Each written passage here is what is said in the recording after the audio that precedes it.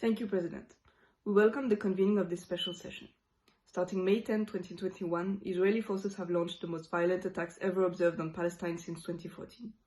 For over 2 weeks, hundreds of defenseless civilians were killed, including 65 children, thousands were injured, hundreds of homes were destroyed, and over 60,000 Palestinian people were displaced in Gaza, in the West Bank, and in East Jerusalem. The recent atrocities add up to decades of discrimination, intimidation, and violence demonstrated by the Israeli authorities against Palestinians on their own land. In East Jerusalem, nearly 1,000 Palestinians are at risk of forced eviction. Despite the appalling violations of international humanitarian law perpetrated by Israel, the international community has not taken action. As violence escalates and Palestinians' fundamental rights are increasingly undermined by the Israeli government's policies, ethnic cleansing is becoming a reality for the Palestinian inhabitants living in the OPT. EFORD and GICJ strongly condemn Israel's actions.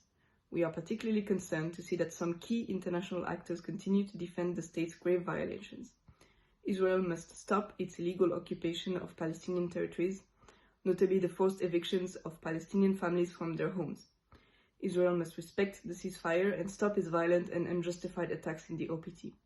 Lastly, we call on the international community to recognize and support Palestine as a victim of inhuman war crimes that must be prosecuted urgently and impartially. Thank you, President.